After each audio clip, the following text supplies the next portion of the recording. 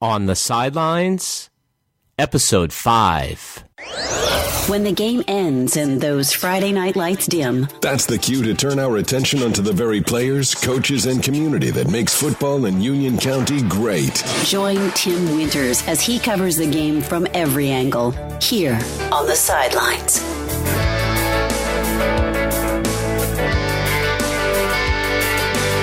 Hey, Union County Football Nation. Tim Winters on the sidelines today with Josh McClure, owner and founder of XPE / McClure Sports. Before we jump into the interview, I just want to give you a little background information on how I discovered Josh McClure. A few years ago, I first became aware of Josh via YouTube. I was searching local football training videos, and I came across multiple videos of the Porter Ridge Pirate football team going through some unusual training methods. The videos were shot from interesting angles. It definitely caught my attention. I turned up the audio, and I heard this passionate, encouraging voice pushing the student athletes for results. The man behind the videos and the voice was none other than Josh McClure. I knew from that initial day that I had to meet this guy that was making a difference with our student athletes. Fast forward to today. I've known Josh, interviewed Josh on location, and consider him a friend. He has dedicated his life to changing the landscape of youth athletic performance here in the Charlotte metro area. It is my pleasure to have Josh on the show today, so let's get to the interview and On the Sidelines with Josh McClure. Hi, this is Tim Winters here on the Sidelines, and I am super excited to have our featured guest on today, Josh McClure of McClure Sports. Josh has over 13 years of experience in athletic performance training, including 7 years at NC State University, where he worked with 4 first-round NFL draft picks. Since 2011, Josh has worked with over 2,000 college and high school student athletes, helping improve their athletic ability through good training habits, focusing on speed and agility. He has worked with local county high school football programs like Blair Hardin's Porter Ridge High School teams, where I first discovered his training methods via YouTube, and later when I watched him work most recently with the 2013 Piedmont High School football team. Josh, welcome to On the Sidelines. Thank you for having me, Tim. Glad to be here. Well, Josh, we talked about your extensive experience. Tell us a little bit about how that experience evolved, where you came from, how you started McClure Sports, and then we'll talk about exactly what you're doing today in and around the Charlotte metro area. All right. I'm from Charlotte. We grew up here. I went to Northeast Middle School and Independence High School. Graduated Independence in 1997. When I was in high school was the first time that I found out that you could be a strength and conditioning coach. You could actually be paid to help kids work out. So I consider myself very blessed that I knew when I was very young what I wanted to do with my life, what I wanted to pursue, and God has been very, very great in allowing me to do that. So we went to NC State in 1997. As a freshman, I wrestled there for about 3 years before I gave up the sport to focus on my internship with the NC State football program.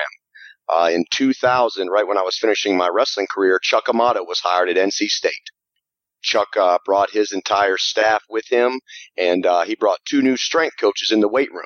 And I was very lucky and blessed to latch on with those guys in 2000 as an intern to do my summer internship for Parks and Recreation. Literally, I started with an internship and was able to hold that for 7 years. Went from an intern to a graduate assistant where I was able to get my master's degree paid for through the football program. And I performed that role for 3 years. And then I went on to be a part-time coach. And then finally, I finished my last year as the full-time number 2 assistant for the football program. And that was in 2007. So when Coach Amato got fired in December of 2006, my contract took me out to May 2007, and right before my contract ended, I got a job as the head strength and conditioning coach and the defensive back coach for Chamblee High School in DeKalb County, Georgia. I was down there for about 8 months. Is all I was able to rough it in public school education. But we had a great 1 year there. We took Chambly further than they had ever been. We went 14-2. We lost in the state semifinals to Jarvis Jones's Carver Columbus team in 2008. We were up by 18 points with 5 minutes to go, and we lost. Wow. It's a wow moment for sure. It's the biggest collapse that I've ever seen. It's the biggest collapse that I've ever been a part of, and it's crazy because that's the last football game that I've ever coached. And that's and football in Georgia is a different animal completely. Yeah, and it's I guess it's a little bit hurts me a little bit, hinders me a little bit because I use that lens for everything up here. You know, all the things that I see go on here, I use it as my through a Georgia lens, because when I left NC State, I knew I was going to coach high school football, and I wanted to go to a state where high school football was deemed important. And that, for me, was spring football. You know, they had an actual spring period for those kids to develop, to improve, to work with their coaches, you know, and get better at their fundamentals. And so for me, that took me to Georgia. So it's kind of a crazy lens to use now because it is very different there than it is here. Right, but it does give you it's got to put everything into perspective when you see that, comparing things. It's got to help out overall in the way you look at your business approach and the way you handle kids, I would assume. Oh, yes. I mean, you know, whether it's my daughter or whether it's kids that I work with, I want the best for those kids. I do. Whether it be, you know, a training program or the equipment or an investment made by parents, teachers, coaches in the community, you know, we want them to have the best. And I really do believe the Georgia kids, especially when I was there, they were always given the best, whether it be fundraising opportunities, training opportunities, equipment, off-season camps, whatever, what have you, facilities. They were very, very high up there. Right. So, and then when I left Chambly in 2008, and that's when I found Tony Villani. Tony ran XPE Sports, which at that time was in Roswell, Georgia. And I found him on the internet, and I had a meeting with him, and basically he saw my background at NC State, knew that I had the background, I had the experience and expertise to go into Georgia public high schools and get high school football coaches to listen to what we were saying. You know, it took a certain amount of experience and expertise and knowledge base and a little bit of swagger, you know, to go in there and try to sell the XPE program to high school football coaches in Georgia who firmly believed that whatever they were doing was the best. Right. I would think that the selling aspect's got to be tough, but from the coaching perspective, they have to see the value that you're bringing, but also, on the other hand, maybe they feel that their jobs potentially are threatened by you and the overall approach that your systems take place? Well, you know, we're all men, so we're all egotistical creatures, right? You know, that humility is tough to come by, you know. But at the same time, it was easy for me to look over my shoulder and show them Hines Ward, Takeo Spikes, Osi Umenyiora, Jamal Lewis. I mean, we had two all-decade guys, the 2000s. Hines Ward, Jamal Lewis were NFL all-decade performers.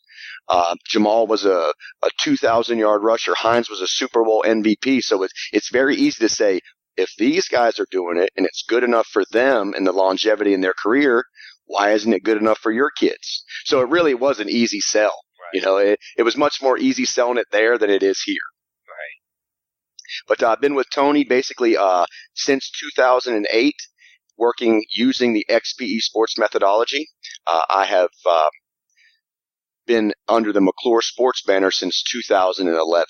In 2010, I came back to Charlotte, and Tony moved down to Delray Beach, Florida, to open a new XPE Sports, and I came back here to basically to work for Speed Tracks, who is a company that builds those speed stations that I use. And in 2011, they let me go, and I went full go with McClure Sports in 2011 April. And so discuss then, when you came back to this particular market, who you've worked with in the past. I did talk about Blair Hardin's football teams, 2 teams that went to back-to-back state championships, and you worked with Piedmont High School locally, but you've also worked with some other Union County schools. If you don't mind maybe talking about what you do beyond just football and who else you've worked with in the Charlotte metro area. Yeah, well, it all started with Blair Hardin, and it's so funny because he didn't know me from Adam's House Cat, and I'd never met him before. I had a piece of equipment that my dad told me I could not keep in my garage, or his garage, pardon me. So I found Blair, and he was gracious enough to allow me to come over and basically leave my equipment there, train his high school football kids for free, as long as he would allow me to use it with. I had about 20 younger kids that wanted to work out with me. So we actually started in the spring of 2010 when I was still with Speed Tracks. And the 3 years that we were there, they went to the 2010 Western Regional Finals and lost to Davie County. And then the 2011, they went to the state championship and lost to Scotland. And then 2012, they went to the state championship, and in the last seconds, they lost to Newbern. Yeah. So we went 41-4 over 3 years, which was, for me, it was incredible. It really was. The first school that we got to see the kids and the community and the coaches really to build a foundation for that program off of the success and the hard work that they had was, it just was very tickling for me to see that in this area. I knew what the program could do. I've seen it myself, in terms of changing me as an athlete, as a 30-year-old guy. So I knew it worked. I just needed it to be successful around here. We needed to get coaches, parents, kids around here that saw the benefits, and we had results, tangible results from there. So all the success we had there got us over to Weddington with Justin Harden. We worked with him his first year there. Actually, it was about a first month there before he took the job at South Point. Gotcha. Okay. So we stayed there and worked with more Union County teams at Weddington. And actually, Weddington is where we were able to work with a team to win a first state championship. And that was the 2012 Weddington baseball team and Coach Travis Poole. They won the 3A. This was the first year that they won it. They won back-to-back, but 2012 was their first state championship. So, it was great for us because in our first 6 months, we had a state championship team in football, but then we had a state a winner, in Weddington baseball. So that was able to get us into more schools, not just in Union County, but we used that to get into Hickory Ridge in Cabarrus County. And then we used that to get into South Point, where Justin Harden went.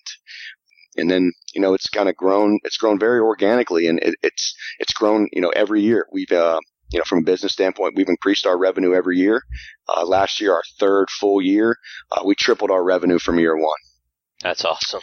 Yeah, and I think it's a testament first and foremost to the program. Without the actual methodology, without the science behind what we're doing, it's kind of chaos, if you will.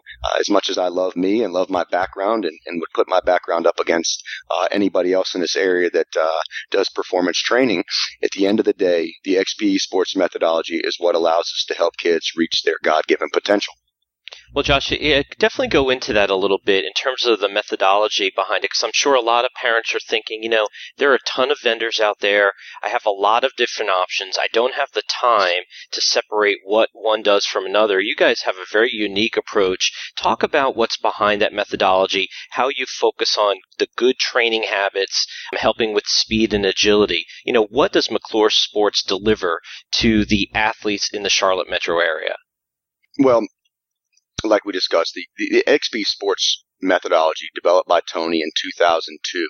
To me, it is the best training program available anywhere. Not just here, not just in Florida, not just in Georgia with Lillian, or South Carolina with Joe Don Reams, or Bill Welly out in Minnesota. With good science, it can be replicated. We've got what we consider called the XPE gang that's all over the place. And they're doing the same things that we're doing here all over the place. So for me, it shows you that the proof is in the actual methodology, is in what we're doing. So what Tony did is, weight training, for instance, has always been used in the context of periodization. We have a strength phase, we have a power phase, we have a hypertrophy phase where we're trying to get kids bigger. They've always taken periodization and applied it to the strength aspect of what we're doing.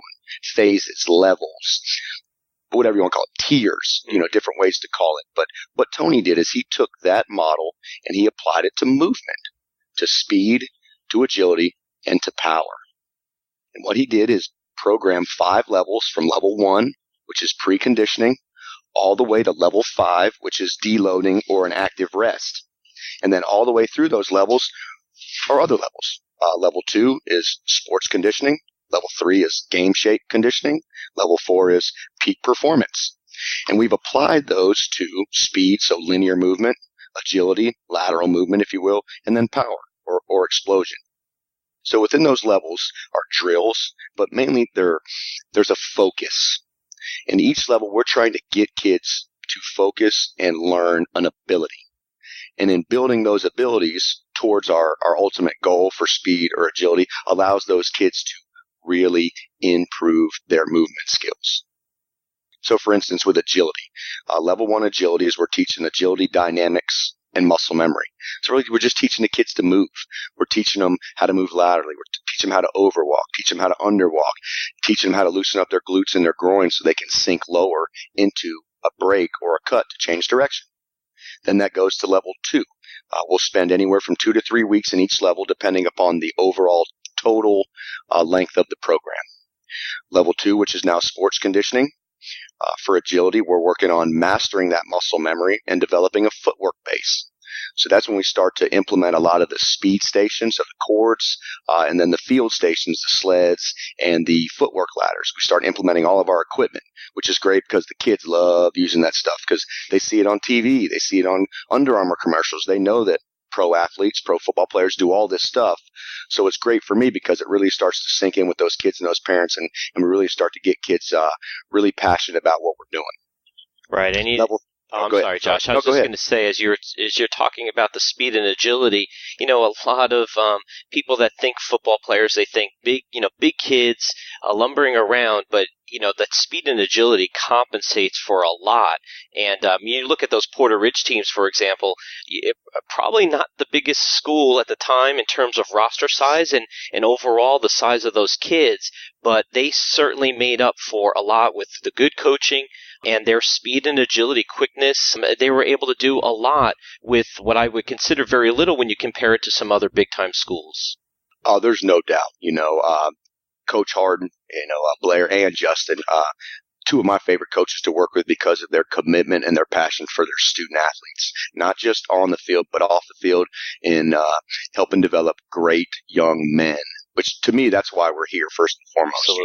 We try and use training as an avenue to help kids grow closer to God, with a stronger relationship with the Lord, and that was one thing that they did as well, which helped me kind of grow closer to them. But they weren't the most athletic. There's no doubt that when they lined up against Scotland County, they were outnumbered in terms of the number of athletes that you saw on one side. But Blair's kids were better prepared. They were better trained. And we see that with all the teams that we work with against teams that we don't work with. Our summer program is 10 weeks long. It starts before school ends. And a lot of schools don't do that, and that you see it. You see in the preparation. You see in the kids' development. You see in how those kids show up with confidence, ready to play and ready to perform at a high level. There's no doubt in my mind that teams that prepare, that commit to an overall year-round annual training process, they're going to be more successful. Your kids are going to, it's where your kids are going to love you more because you spend more time with them, and our pastor says it all the time. How do kids spell love? Time. Who spends time with me? And coaches, us, their regular coaches, all the time that you put in with them over the course of 10 weeks really does help develop that bond. And it was great. It was so funny to see that bond when Justin and the Providence team made the third round this year, played past Thanksgiving. Their Thanksgiving Day practice had a dozen Porter Ridge kids that played on those 2011 and 12 teams that came out to talk, the Providence kids to hang out with them, to see Blair, to see Justin. It was great. It was just really, really cool to see, and that's from that time. That's from putting all that, those extra hours in, and it's not a secret. Coaches around here are not paid a lot, whether it be through their teaching, full-time pay, or from the stipends that they receive for coaching, and the coaches that don't use that as an excuse, but use that as more of a motivation to work more and harder with their kids. It's just great to see. It really is. Josh, you have worked, quite a while now in this area, and you have experience with a ton of kids, a ton of different programs. What's your general assessment in regards to the youth in terms of their conditioning and how they approach their individual sports? What are they doing? What they can do? What can they do better? Just your general assessment. Yeah, I really do enjoy this area. I enjoy the kids. You got great kids. You got hard-working kids. Union County is very much like my high school, Independence, back when I graduated, the demographics. Hard-working kids, yes sir, no sir kids that really, they want to do well for you. They want to impress, and they want to work hard, which is great. They're adaptable pieces of clay, ready for you to mold them into what the Lord has in store for them. Coaches as well. You got a ton of really, really great coaches around this area working hard in spite of a lot of the limitations that are put on them in this area. I definitely don't want to stand on a soapbox, but I speaking specifically to football, I do believe that coaches and athletes are severely, severely hampered by the North Carolina High School Athletic Association, whether that be the new 10-day dead period, which is only going to give them 10 days with a ball, 10 consecutive days, which is crazy for spring ball because you think about it. I mean, even in colleges, they take days off in between spring practices because it's so hard. Here you got to jam them all into 10 days. In some sports, football specifically, I know I would like to see maybe some more freedom given to kids and coaches to help develop, because at the end of the day, we're all here to serve student athletes. And if rules are in place that take away the ability to serve student athletes and help them reach their goals, whether it be college football or just college to get an education, I think that should be the number one driving factor is to help our student athletes reach their best and see more kids get scholarships, see more kids go to D1 schools, see more 4- and 5-star kids in this area. It makes me scratch my head when the 4A back-to-back state champion Mallard Creek team had one D1 signee. One. That was it. Right. That was it. That was great. That just blows my mind. But other sports, you see it's a great baseball area. Union County has great baseball. Even Metro Charlotte has great baseball. 2 years ago, they won every state championship. South Stanley all the way up to South Meck won the 4A. So, I think Charlotte, Metro Charlotte, Union County, Cabarrus County are three areas that are really just about to blow up. You see a rise in the training. I've seen a D1 open up since I started this. We've seen a couple other facilities open up, and the U.S. Performance Center is another one. Just some other places that are finally catering to help kids develop. And using that Georgia lens again. When I was down there in 2008, 9, and 10, every single kid, athletic-wise, did something extra. The culture was, I have to outwork you, or I have to do something to beat you because I want that same scholarship that you want. And up here, it just hasn't quite got there yet. And there's probably a number of reasons why, but I do believe that training and developing these kids to run faster, jump higher, change direction quicker, in addition to making them tougher mentally, making them better people, is only going to increase the number of opportunities for our kids. You really touch on something that definitely touches a nerve with me, looking to promote these kids and getting them in the most competitive situation for football scholarship, and they really don't start out on a level playing field when compared to their brothers in South Carolina or in surrounding states. They really start behind the eight ball. I worked at NC State for 7 years. Our director of football operations is Chad Jamison. He now works for a national recruiting company. I won't said it because I don't want to throw him out under a bus, but I asked him point blank. I said, take me 3 kids, one from North Carolina, one from South Carolina, one from Georgia. Put them side by side and tell me what they look like. He said the difference between Georgia and South Carolina is marginal. It's not that big, but he said the difference in those two to North Carolina is tremendous. He said the gap in development, not just football development, X's and O's, fundamentals, technique, but the development of the Georgia boys look like men. I mean, you're talking about grown men. And around here, it's not so much, I mean, it's hard for me to think of the 6 D1 kids that signed, a month ago. It would take me some time, but, and I think, we can do better here. I know we can do better here. There's so many kids. It's a metropolis. There's 1 million plus people in this area. I think one way that would help, and I think it would be easy to implement to help coaches, not just football, but all schools, is to give schools independent booster clubs. There's no reason that football and UCPS can say, I only get one fundraiser per year. One fundraiser, that's it? I mean, they should be doing bake sales, car washes, selling cards. I mean, fundraising should be something that if you have the energy and you have the will to do it and you want to get out there and help your kids earn money, you shouldn't be hindered by a rule like that. The year that I left Georgia, Roswell, Georgia, in 2010, Walton High School, in one fundraising cycle, their booster club raised $90,000. Wow. And you know what that's for? That's for kids and their camps, and that's for their coaches, because that's the only way they keep coaches from running to South Georgia where there's county schools like LaGrange or something like that where they pay you $106,000 a year. Right.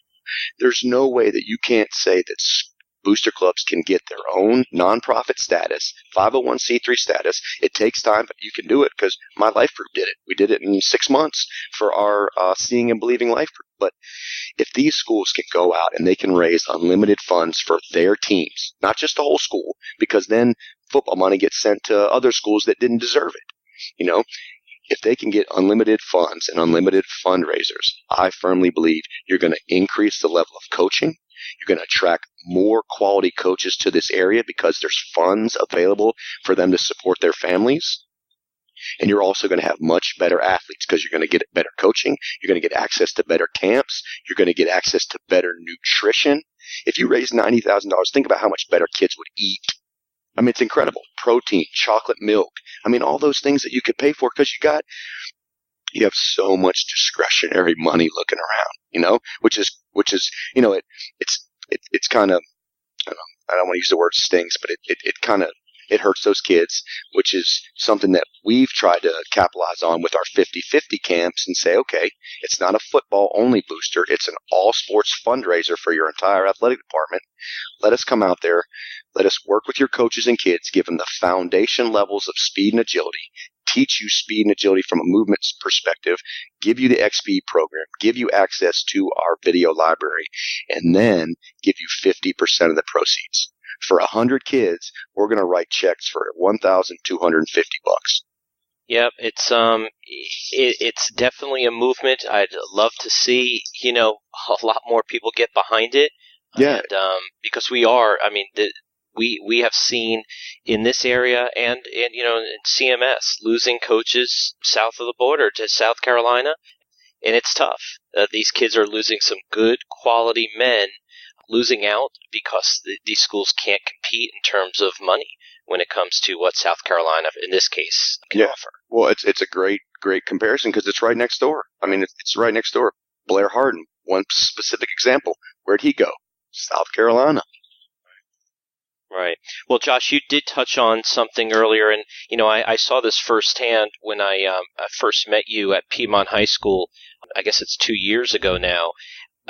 You have a hands-on approach to training these kids. You are on top of these kids, and you are throwing out tons of advice as they're working out. And one thing that really I grabbed on and touched upon initially when I first heard you talking about their diet and you were asking these kids, what did you have for breakfast? Maybe just talk about the importance of the diet of an athlete, what these kids are doing or not doing, and maybe also because I'm getting a lot of feedback from parents and the pressure of utilizing protein supplements for diets. Just talk about the importance of all of that. Yeah, well, The one thing we like to tell kids is breakfast like a king, lunch like a prince, dinner like a beggar. And the sad thing is we have that completely opposite in our culture. We eat breakfast like a beggar, we eat lunch like a prince, we eat dinner like a king. And all that food that we eat is stored on our belly to go to sleep. We see kids that come out in the morning, let's say summer, it's going to be 85, 90 already early, and their breakfast consisted of white carbohydrates, sugars, cereal, bagels, waffles, pancakes, all those things that are going to bind up your digestive system. Ultimately, batter is dough, right? You know what dough is. It's thick. It's coarse. It's going to sit in your stomach like that. So you have so many kids, Coach, I'm really hot. Coach, I need to sit down. I'm real lightheaded. Well, that's because your belly is working so hard to digest wheat, dairy, all those things that you're eating beforehand that are not easy to digest. From what we preach, with kids is, first of all, you got to eat every meal. If I had a nickel for every time a kid told me he didn't eat breakfast because he didn't have enough time, Right. And I tell kids all the time, it's your life, it's your breakfast. Are you not worth it? Are you not worth that extra time? And whether you can argue that kids start school too early, and I won't kind of argue against that. They do, but kids need to get up and eat. It takes me about 4 minutes to cook 5 eggs. You just crack them open, throw them in there, mix them up, and next thing you know, you got eggs to eat. So what would you say would be a breakfast that you would advise kids? Bacon and eggs. Bacon and eggs. That's what bacon and eggs, or like our kids from Porter Ridge like to call it, begs and aching. Either one of them, eat both of them. I mean, it's rich in protein. Kids just don't understand that the amount of protein that they need to eat to gain muscle. They think, oh, I'm eating. Well, you have to eat the right things. You don't just have to eat big things. You have to eat non-processed foods. Processed foods are the worst things that we have in our culture. There's too many white carbs eaten. The funny thing we tell kids, if white ain't right, we talk about white carbs or white socks. We don't want those kids eating those things because you're not getting the nutrients from them. Eat whole grains. Eat a whole grain bagel. Eat brown rice. Stay away from, white bread, if you will. If I could have kids, if it was my athlete, breakfast is bacon and eggs. You need fat to help build cells. Fat is great for building cells. You need protein to build muscle. Kids, they don't eat enough fats. They don't eat enough good fats. They don't eat enough protein. We have kids all the time. What'd you have for breakfast? 2 bagels. Any peanut butter on there? Did you get any protein? Not just bagels. So, and it's not just kids in this area. It's not just football players. It's all athletes. We don't eat properly. I mean, the old school food pyramid is completely wrong. You put too much emphasis on carbs, on grains. Kids need protein and kids need vegetables. That's it. Eat those two and eat them as much as you can. We partnered with Total Nutrition Technologies. It took us a long time to find a proper nutrition partner that we really liked, that could provide each of our individual athletes with what they needed and not a standard cookie cutter approach. Here, take this. And it's really helped our athletes. One of the kids that we hooked up with TNT, Brian Chafin, ended up being the number 2 center in the entire country, signed a full ride to Stanford, a $500,000 scholarship him and his parents received. And I firmly believe that when he tackled his diet and how he was eating and fueling his body, he was able to play and train at a much higher level over a longer period of time. And now, granted, everybody can't afford TNT, and one thing that I liked about it is not very expensive. But what we can all afford is to do some research and to go clean out our pantry, get out all those sugars. There's a reason it tastes good for you. It's because it's bad for you. Kids tell me all the time, oh, I love Captain Crunch. Yeah, so do I. Because it's all sugar. Everybody loves sugar, but it's one of those things. You got to take the hard steps. The path of least resistance is going to be open up that bowl of cereal or that box of cereal, pour it in your bowl, and have some milk and slurp up that sugary milk down at the end. But you need protein, you need vegetables, you need to stay away from white carbohydrates. If you have the money to be able to pay for a protein supplement, that's great. I would kind of recommend trying to get all that protein out of your diet first from fish and from lean protein sources, chicken, We promote peanut butter on everything. It's hard for kids to eat during school. I had a kid he was written up the other day for eating during class, which I won't get into all that silliness, but kids can eat easy and quickly with peanut butter on celery sticks or on apple slices or slamming a quick chocolate milk. Those things are all going to increase their calorie intake. They're going to give them access to proteins and fats, which they need to build those cells. Gotcha. All good advice. And, Josh, we're coming down toward the end of the interview. I do want to touch on one other point before we close, and that would be, what would your advice be to that parent listening in that says, what can my kid do if our school doesn't work with you directly? What can we do to either reach out to work with you? Do you work one-on-one with kids? And what can a kid do on their own at home to make up for the fact that they don't have the ability to go out, get involved in an organized structure for training? Yeah, well, we put all of our videos online, so you have plenty of access to not just training videos with different schools and them using our program, but we actually use Vimeo, which is a video storage site, and we have all of our warm-ups, level 1 through level 5, speed, agility, power. We have all of our footwork drills, levels 1 and levels 2, already stored on there. I am a firm believer in sharing the knowledge, whether it be with coaches, whether it be with parents, or whether it be with kids themselves. So I would say, if you have spoke to your coaches or your athletic directors and they don't want to call me or reach out, I love taking people to lunch. I love buying Chick-fil-A for coaches and meeting a new friend, but have them contact me directly. Worst case scenario, I will send you links to all of our warm-ups and all of our footwork drills for you to go outside at your own home and do. I could go outside or take kids outside my house with nothing. Literally, I don't need a cone, don't need anything. And we could do all of our speed warm-ups, which it's funny. Younger kids, warm-up doesn't mean anything. No. The difference in younger kids and older kids like our athletes is they understand how to properly warm up.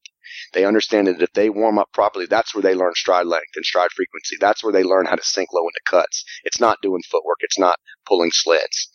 So we share as much as we can. I love to share because at the end of the day, if you're doing this for the right reason to help kids, it's not, this is my stuff, these are my drills, or, how do I monetize that? No, I'm here to help. We're here to spread knowledge and help kids get better. So we share as much as we can. I do personal training sessions. We don't do many because it's kind of against our, some of our principles of what we do here at McClure Sports. We believe that every kid should have access to our training programs. Our spring program is, I think it's $12 a session, which is unheard of. If you go to D1, you're paying 45 to 60. Yeah, you can't beat that. You're paying 125 a week at Velocity. So we have always maintained a very low price point to encourage all of our kids to train. But on the other side, if a kid cannot afford it and we provide training scholarships, it's not a whole lot out of my pocket to give a kid $150 and give him an opportunity to get better. So I would say go outside.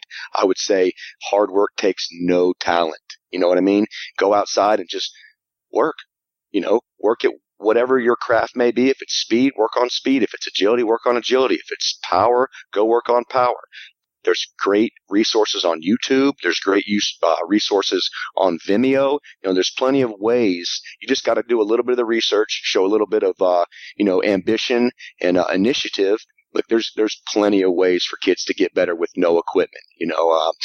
We teach kids to not buy footwork ladders, but to get a piece of sidewalk chalk, go out in the street and draw it on the concrete.